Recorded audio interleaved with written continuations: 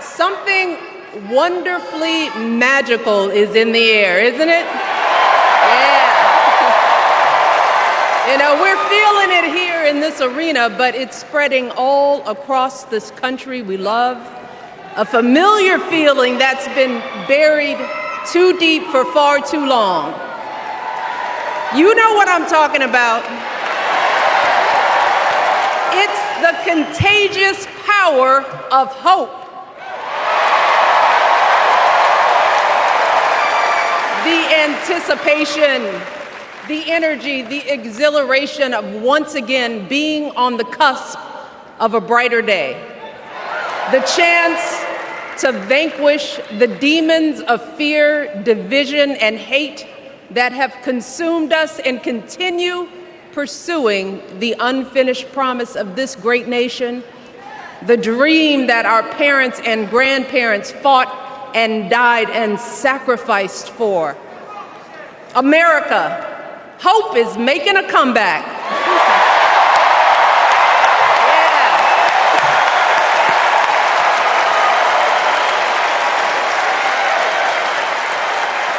But to be honest, I am realizing that until recently, I have mourned the dimming of that hope. And maybe you've experienced the same feelings. Is that deep pit in my stomach, a palpable sense of dread about the future. And for me, that mourning has also been mixed with my own personal grief. The last time I was here in my hometown was to memorialize my mother, the woman who showed me the meaning of hard work and humility and decency, the woman who set my moral compass high and showed me the power of my own voice. Folks,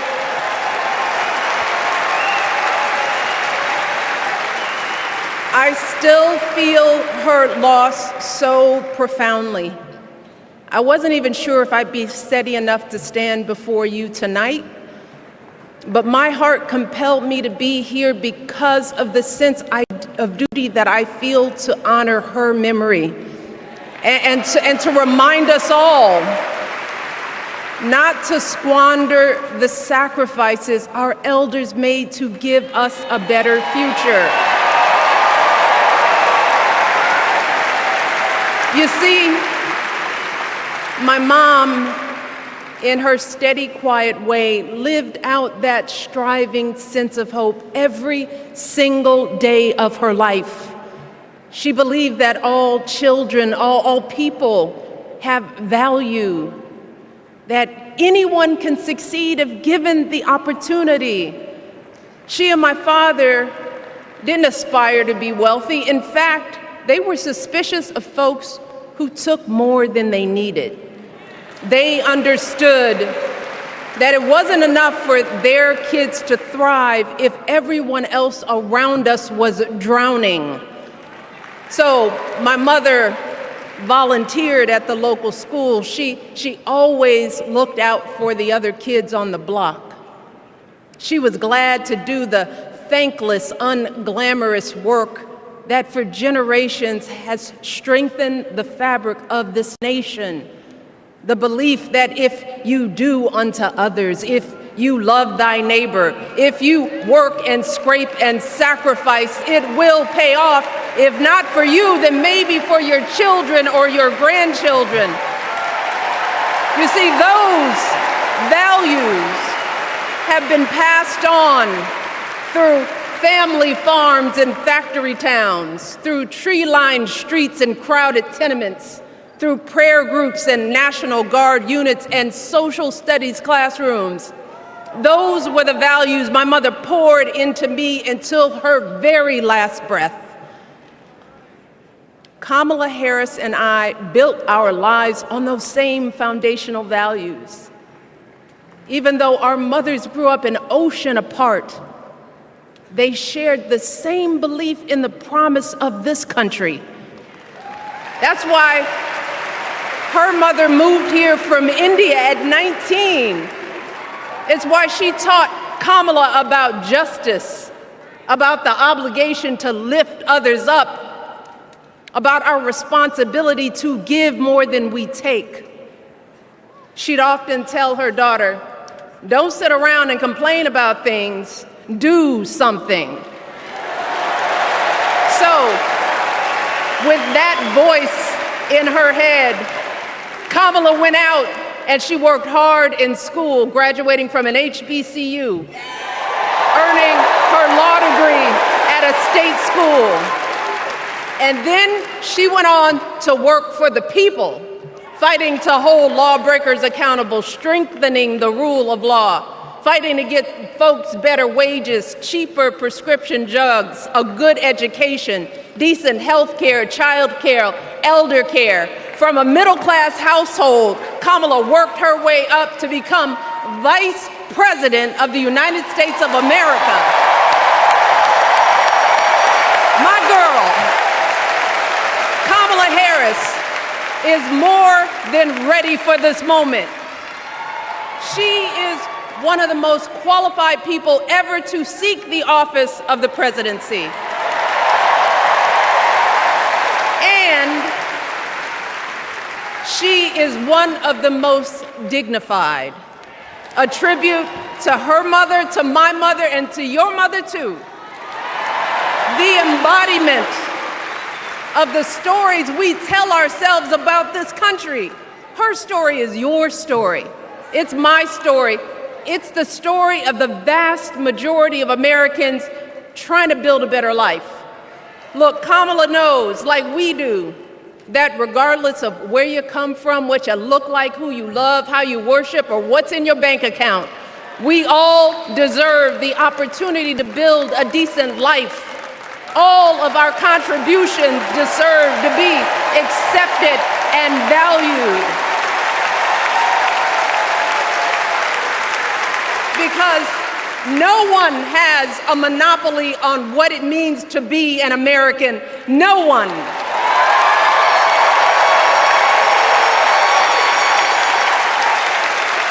Kamala has shown her allegiance to this nation, not by spewing anger and bitterness, but by living a life of service and always pushing the doors of opportunity open to others.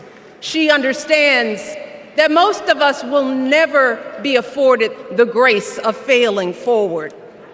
We will never benefit from the affirmative action of generational wealth.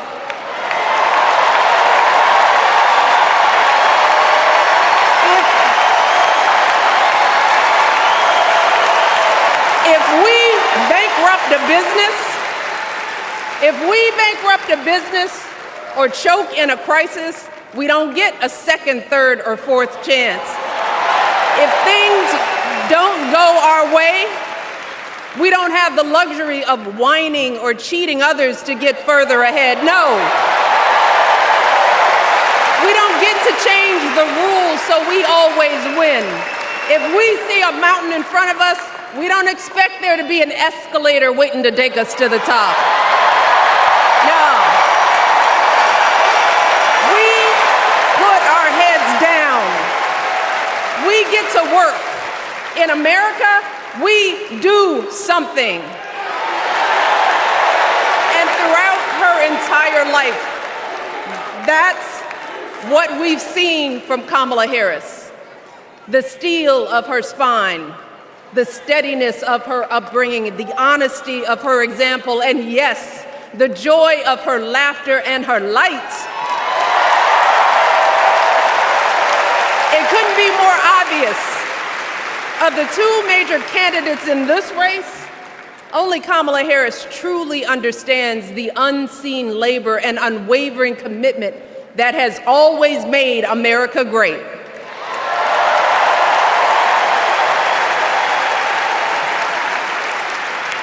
Now, unfortunately, we know what comes next. We know folks are going to do everything they can to distort her truth. My husband and I sadly know a little something about this. For years, Donald Trump did everything in his power to try to make people fear us. See, his limited, narrow view of the world made him feel threatened by the existence of two hard-working, highly educated, successful people who happen to be black.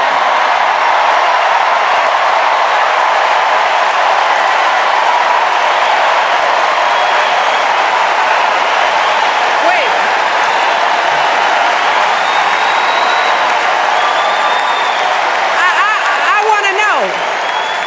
I want to know.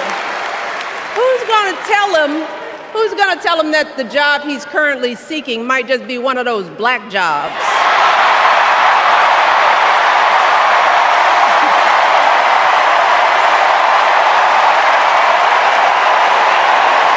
Look, it's his same old con. His same old con. Doubling down on ugly, misogynistic, racist lies as a substitute for real ideas and solutions that will actually make people's lives better. Look, because cutting our health care, taking away our freedom to control our bodies, the freedom to become a mother through IVF like I did, those things are not going to improve the health outcomes of our wives, mothers, and daughters. Shutting down the Department of Education, banning our books, none of that will prepare our kids for the future. Demonizing our children for being who they are and loving who they love, look, that doesn't make anybody's life better.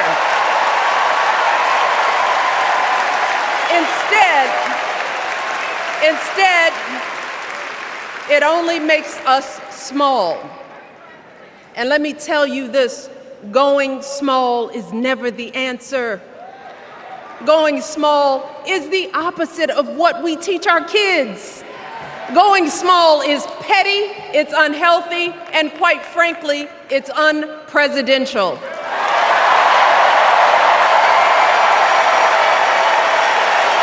So, why would any of us accept this from anyone seeking our highest office? Why would we normalize that type of backward leadership? Doing so only demeans and cheapens our politics. It only serves to further discourage good, big-hearted people from wanting to get involved at all. America, our parents taught us better than that, and we deserve so much better than that. That's why we must do everything in our power to elect two of those good, big-hearted people. There is no other choice than Kamala Harris and Tim Walz. No other choice.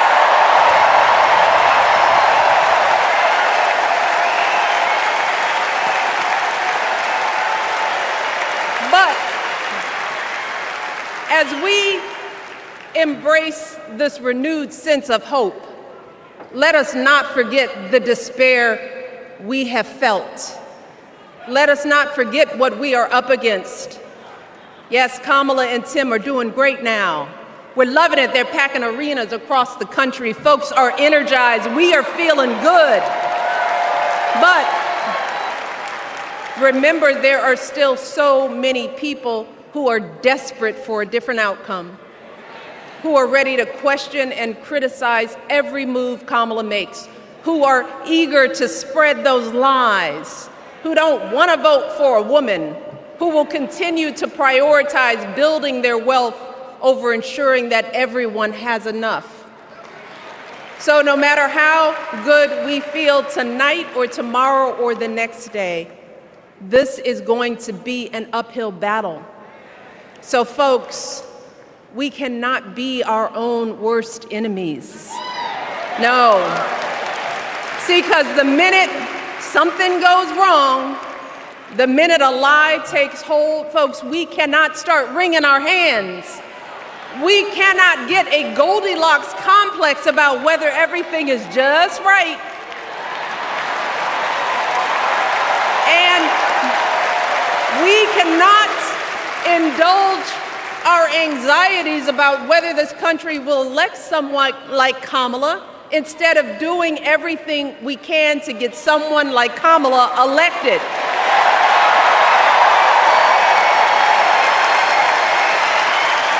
Kamala and Tim, they have lived amazing lives. And I am confident that they will lead with compassion, inclusion, and grace. But they are still only human. They are not perfect. And like all of us, they will make mistakes. But luckily, y'all, this is not just on them. This is up to us, all of us, to be the solution that we seek. It's up to all of us to be the antidote to the darkness and division. Look, I don't care how you identify politically, whether you're Democrat, Republican, Independent, or none of the above. This is our time to stand up for what we know in our hearts is right.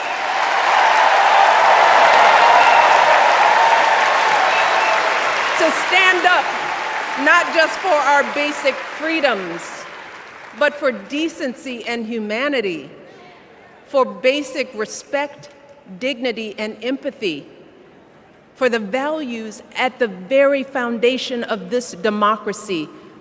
It's up to us to remember what Kamala's mother told her. Don't just sit around and complain, do something. So, if they lie about her, and they will, we've got to do something. If we see a bad poll, and we will, we got to put down that phone and do something. If we start feeling tired, if we start feeling that dread creeping back in, we got to pick ourselves up, throw water on our face, and what? We only have 2.5 months, y'all, to get this done. Only 11 weeks to make sure every single person we know is registered and has a voting plan. So, we cannot afford for anyone America to sit on their hands and wait to be called. Don't complain if no one from the campaign has specifically reached out to you to ask you for your support. There is simply no time for that kind of foolishness. You know what you need to do. So, consider this to be your official ask. Michelle Obama is asking you, no, I'm telling y'all to do something.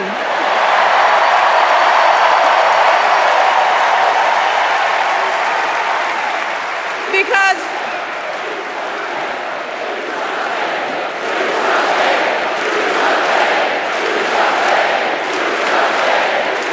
you all, this election is going to be close. In some states, just a handful, listen to me, a handful of votes in every precinct could decide the winner. So we need to vote in numbers that erase any doubt. We need to overwhelm any effort to suppress us. Our fate is in our hands. In 77 days, we have the power to turn our country away from the fear, division, and smallness of the past. We have the power to marry our hope with our action.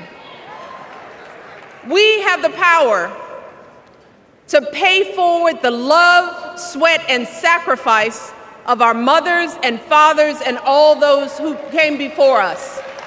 We did it before, y'all, and we sure can do it again. Let us work like our lives depend on it.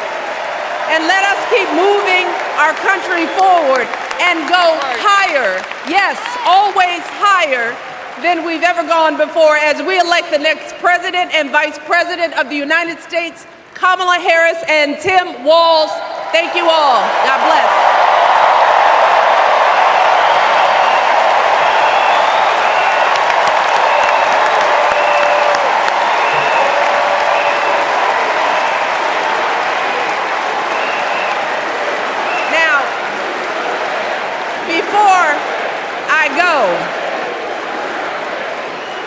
one more job tonight.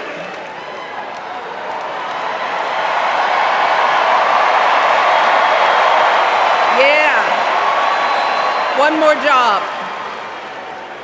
You all, thank you for all the love, but it is now my honor to introduce somebody who knows a whole lot about hope. Someone who has spent his life strengthening our democracy, and let me tell you, as someone who lives with him, he wakes up every day, and thinks about what's best for this country. Please welcome America's 44th president and the love of my life, Barack Obama.